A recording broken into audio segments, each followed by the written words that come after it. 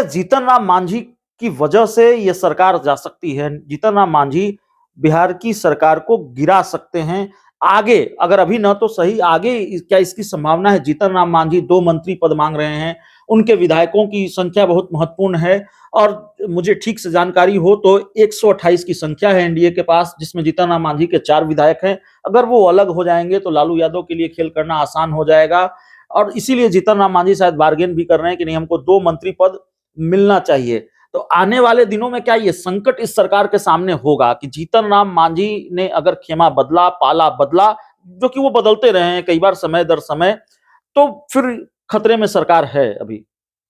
देखिए, आप बिल्कुल सही कह रहे हैं। जीतन राम मांझी किस तरह की राजनीति करते हैं, ये किसी से छिपा नहीं।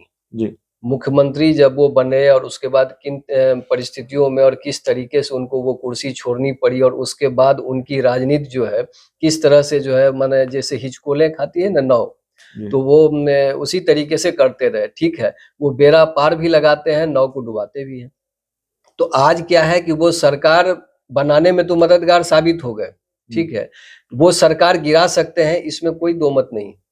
उनके हाथ की चीज है, चूंकि जो उनके 4 विधायक हैं सबके सब एक दूसरे से सगे संबंधी हैं, मैं समझता हूँ।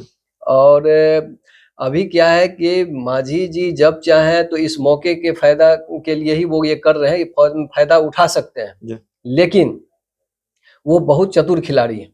वो ये देख रहे हैं कि ठीक है, अगर हम चले गए महागठबंधन में तो इनके जाने से वो सरकार बनने वाली नहीं, लेकिन ये सरकार गिर जरूर जाएगी। तो सरकार अगर गिरेगी तो वैसी स्थिति में दूसरी सरकार बन जाएगी, ये कहना मुश्किल है। चूंकि महागठबंधन के साथ दिक्कत क्या है कि उसको बिना जदयू तोड़े हुए वो सरकार बना ही नहीं सकता है। तो वो स्थिति सहज नहीं दिख रही मुझे। वैसे राजनीति है, राजनीति में तो कुछ भी हो सकता है और लालू यादव इस तरह के खेल में माहिर भी हैं। और दूसरी चीज क्या है कि अभी आपने सही कहा कि सीट शेयरिंग, आप देख लीजिए कि एनडीए में बहुत आसानी से लोग मिल गए और इनको लग रहा है कि सब मिल करके इन लोगों की ओर से दावा भी हो रहा है कि 40 सीट ले लेंगे।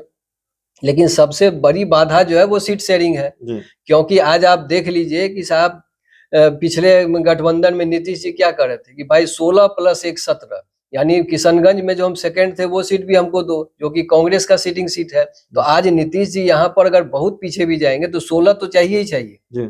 बीजेपी इनसे 1-2 सीट ज्यादा ले लेगी, तो उसके बाद सीट कितना 5-6 सीट बचता है। अब चिराग पासवान जी का दावा है 6 सीट, उनके चाचा पशुपत पारस जी भी इतना ही सीट चाह रहे हैं। मांझी जी कह रहे हैं कम से कम 2 सीट मुझे चाहिए, कुशवाहा जी कह रहे हैं कि 4 सीट मुझे चाहिए। तो अब बताइए ये सीट आएगी कहाँ से? और शपथ ग्रहण से पहले कुशवाहा जी रूठ के जा रहे थे, जैसी चर्चा रही फिर उनको मना करके लाया गया। ये चिराग जी को जो है चार्टर प्लेन से जेपी नड्डा जी लेकर के आ गए। इधर मांझी जी पोस्टर लगा दिए कि भाई मांझी जो चाहेगा वही होगा। तो ये जो छोटे दल ही सही, लेकिन बीजेपी और जदयू को ये दिखा रहे हैं कि आगे की राह आसान नहीं है। इसलिए चुनौतीपूर्ण स्थिति है और कुछ भी हो सकता है इस राजनीति में। तो कुछ भी हो सकता है। जीतन राम मांझी सरकार गिरा देंगे क्या? ये सवाल भी बड़ा महत्वपूर्ण है। जिस तरह से उनके अंदाज और मिजाज अब थोड़े आक्रामक होते हुए नजर आ रहे हैं और जीतन राम मांझी का जो इतिहास रहा है, उनका जो बैकग्राउंड रहा है, इस तरह के खेल वो पहले कर चुके हैं। तो फिलहाल चलिए इस रिपोर्ट में, इस चर्चा में इतना ही। बहुत बहुत धन्यवाद।